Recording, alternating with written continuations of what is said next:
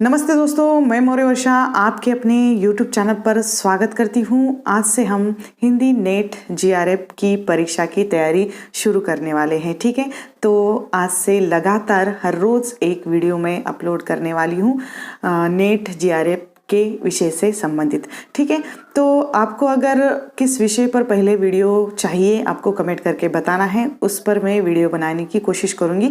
लेकिन उसके पहले मुझे कमेंट बहुत सारे आए थे कि जो हिंदी के रचनाकार हैं या कवि हैं जिनका परिचय भी जानना बहुत आवश्यक है नेट जीआरएफ के लिए, जो क्रम लगाव के प्रश्न आते हैं या जो रचनाओं के जो प्रश्न आते हैं, तो रचनाओं के लिए हमें उस रचनाकार का जन्म, मृत्यु या उनका परिचय होना बहुत आवश्यक होता है।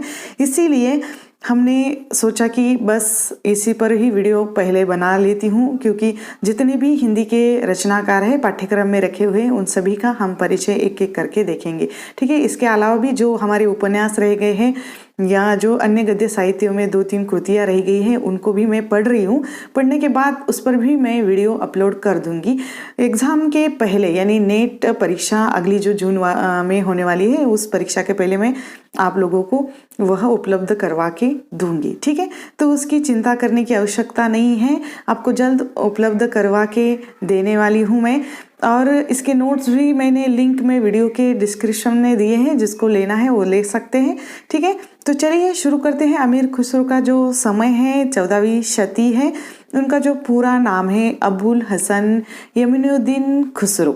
ठीक है, उपनाम या उनको जो पदवी दी गई है राजाओं ने, उसमें है तुर्क-ए अल्लाह एक है और तोता-ए हिंद, जो अलाउद्दीन खिलजी ने ये तोता-ए हिंद उनकी उनको पदवी दी गई है। जन्म उनका 1255 ईस्वी, यानी यहाँ पर जन्म और मृत्यु मैंने दोनों भी दिए हैं। अलग अलग किताबों में अलग अलग मिलता है, लेकिन रामचंद्र शुक्ल के किताब में जो मिलता है, इसीलिए मैंने ईस्वी का जो जन्म है या मृत्यु है वह दोनों भी दिए हैं। आपको इसमें कन्फ्यूजन बिल्कुल होना नहीं है। पटियाला जिला एटा उत्तर प्रदेश में इनका जन्म हुआ है। मृत्यु भी 1324 ईस्वी में। पिता उनके तुर्क सेलधीन जो लाचन जाति से संबंधित है। शैली उनकी जो काव्य की शैली रही है, गज़ल, कवाली, रुबाली, तराना उनके जो काव्य की शैली मानी जाती है। उनके जो गुरु है, यानी एक आध बार ये प्रश्न आ सकता है कि अमीर खुसरो के गुरु का नाम क्या है, निजामुद्दीन औलिया या अमीर खुसरो किसके शिष्य हैं। ठीक है, आपको याद रखना है कि निजामुद्दीन औलिया इनके गुरु का नाम है। आश्रित राजाओं के जो नाम है मलिक, छज्जू, जलाउद्दीन खिलजी और तुंगलक, ये जो उनके राजाओं के नाम हैं जिनके जो राज्य में ये आश्रित रहे हैं। ठीक है, उपाधि उनको मिली है खुसरो सुकन। यह उपाधि 12 वर्ष की आयु में बुजुर्ग विद्वान ख्वाजा इजुद्दीन ने उनको दी थी। ठीक है, अब ये उपाधि किसने दी थी ये आपको पूछा जा सकता है। उनकी 12 वर्ष की आयु में उनको ये उपाधि मिली थी, तो ये याद रखना है। रचनाएं संवत में है 1240 के आसपास उनकी रचनाएं आरंभ होती है या उन्होंने लिखना आरंभ किया था। उनकी जो पहली प्रसिद्ध रचना है खालिक बारी, जो शब्दकोश है एक। यह रचना जो गयासुद्दीन तुगलक के पुत्र को भाषा ज्ञान देने के उद्देश्य से लिखी गई थी, ऐसा माना जाता है। डॉक्टर कादरी ने, जो आलोचक है, उन्होंने कहा है कि खालिक बारी इस रचना को खुसरो की ये रचना मानने से वो इनकार कर देते हैं, क्योंकि उनके अनुसार ये रचना खुसरो के बाद की रचना है, यानी खुसरो का जो समय है उसके बाद ये रचना उपलब्ध होती है, ऐसा इनका मानना है। इसीलिए वे इसको नकारते हैं खुसरो की रचना के लिए। ठीक है, दूसरी उनकी पहेलियाँ है, मुकरिया है, जो नेट के पाठ्यक्रम में रखी हुई है। गज़ल है, 2 सुकने हैं, नू हसीब पर भारतीय बोलियों के संबंध में विस्तार से वर्णन इस रचना में किया हुआ है। एक आध बार प्रश्न पूछा जा सकता है कि इस रचना में या इस रचना का जो विषय क्या है। भारतीय बोलियों के संबंध में विस्तार से वर्णन किस रचना में अमीर खुसरो के किया गया है, ऐसा भी प्रश्न आ सकता है। नजरान ये हिंद, हालात ये कन्हैया, आवाज़ ये खुशरवी, जो संगीत से संबंधित रचना है। मजनू और लैला, खजायन और उल फुतह जो गद्य है उनका। पंचगंज खुसरो की पंचगदी आशिक हिंदी की जो है ये खोलकर प्रशंसा करते हैं, यानी इस रचना में उन्होंने हिंदी की प्रशंसा की हुई है। ठीक है, अब खुसरो के बारे में जो विशेष है यानी महत्वपूर्ण जो टिप्पणियां हैं वह इस तरह है कि यह खड़ी बोली हिंदी के प्रथम कवि माने जाते हैं।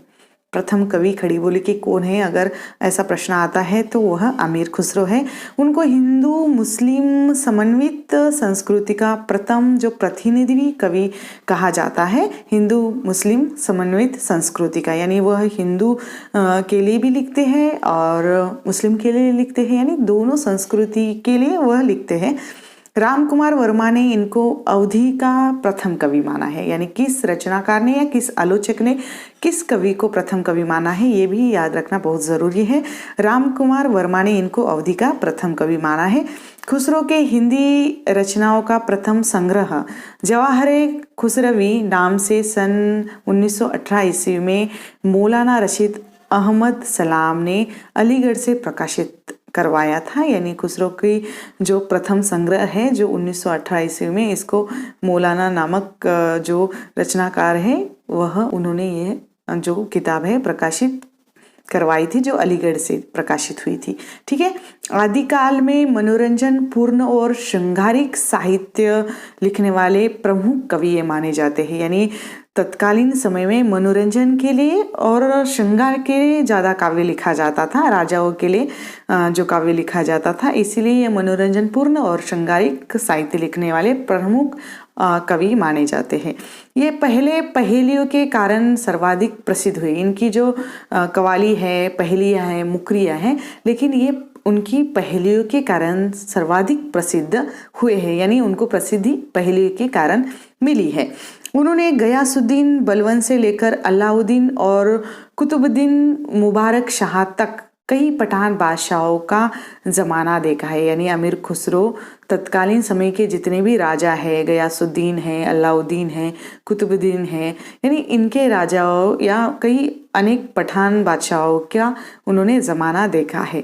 उन्होंने संगीत में बरवा राग, यानी संगीत का जो बरवा राग होता है, उस बरवा राग में लय रखने की जो रीति होती है वह उन्होंने आरंभ की थी, यानी एक संगीत तज्ञ भी है। फारसी के समान हिंदी में पहेलियाँ, मुकरियाँ, गज़ल को लाकर सम्मान प्रदान कराना इनकी ही देन है। ठीक है, यानी फारसी में तो ये मुकरिया पहेलियाँ थी ही, लेकिन उनको हिंदी में लाकर इन्होंने उनको सम्मान दिलाया और ये हिंदी को उनकी देन रही है। खुसरो ने हिंदी के लिए हिंदुई, हिंदोई, हिंदवी आदि शब्दों का प्रयोग किया है। ऐसे भी प्रश्न आते हैं कि हिंदवी प्रयोग हिंदी भाषा के लिए किसने किया है, तो अमीर खुसरो ने किया है। ठीक है, अब कुछ आलोचक के प्रमुख कथन है जो अमीर खुसरो के बारे में है, जो जानना बहुत ज़रूरी है। ठीक है, रामचंद्र शुक्ल ने ही ज़्यादा अमीर खुसरो पर टिप्पणियाँ की है, क्योंकि उनके हिंदी साहित्य के इतिहास में उन्होंने ये टिप्पणियाँ की है। पहली टिप्पणी रामचंद्र शुक्ल ने ये की है कि इनकी पहेलियाँ और मुकरियाँ प्रसिद्ध है, इनमें उक्ति वैचित्र की प्रधानता थी। यद्यपि रसीले गीत और दोहे भी इन्होंने लिखे, यानी इनके काव्य के लिए उन्होंने कहा कि इनकी जो मुकरियाँ एवं पहेलियाँ तो प्रसिद्ध हैगी, लेकिन उनके काव्य में उक्ति वैचित्र की जो प्रधानता यानी शैली बहुत रही है। और इनके जो गीत हैं, इन्होंने रसीले गीत भी लिखे हैं और दोहे भी लिखे हैं। ठीक है, दूसरी टिप्पणी रामचंद्र शुक्ल ने की है कि कबीर की अपेक्षा खुसरो का ध्यान बोलचाल की भाषा की ओर अधिक था, यानी खुसरो की जो भाषा है बोलचाल की अधिक थी, इसीलिए वो गीतात्मक ज़्यादा बनी है। लोगों के लिए वह कठिन नहीं गई, इसलिए वह गीतात्मक है और बोलचाल की होने की वजह से वह लोगों में ज़्यादा वह जम गई। और उसी प्रकार जैसे अंग्रेजों का ध्यान बोलचाल की भाषा की ओर अधिक रहता है, उसी तरह यह अमीर खुसरो का भी रहा है, ऐसा आलोचक रामचंद्र शुक्ल ने इनके बारे में कहा है। तीसरी टिप्पणी उन्होंने की है, खुसरो की हिंदी रचनाओं में दो प्रकार की भाषा पाई जाती है। एक है ठेठ खड़ी बोली बोलचाल की पहेलियों, मुकरियों और दो जो सखुनों में मिलती है, यद्यपि उनमें भी कहीं कहीं ब्रज भाषा की झलक है। पर गीतों और दोहों की भाषा ब्रज यह मुख प्रचलित काव्य भाषा है। मुख प्रचलित यानी वह लोगों के जुबान पर रहने वाली है और वह तत्कालीन समय में जो भाषा बोली जाती है, जो बोली जाती थी, उसी बोली का, उसी भाषा का प्रयोग उन्होंने अपने काव्य में किया है। यही ब्रज भाषा देख उर्दू साहित्य के इतिहास लेखक प्रोफेसर आज़ाद को यह भ्रम हुआ कि ब्रज भाषा से खड़ी बोली निकल पड़ी। ब्रज भाषा से खड़ी बोली निकल पड़ी यानी उनकी भाषा के बारे में रामचंद्र शुक्ल ने ये टिप्पणी की है कि उनकी भाषा में दो प्रकार की भाषाएं मिलती है, यानी उनकी रचनाओं में, उनके काव्य में। ठीक है, ये रामचंद्र शुक्ल की जो टिप्पणियां हैं जो अमीर खुसरो के बारे में है। ठीक है, तो यहाँ पर जो अमीर खुसरो का जो वस्तुनिष्ठ संक्षिप्त में परिचय जो नेट की परीक्षा के लिए अत्यंत महत्वपूर्ण है। ठीक है, तो यहाँ पर हम रुकते हैं, जल्द मिलेंगे एक नए वीडियो में एक नए विषय के साथ। तब तक के लिए धन्यवाद।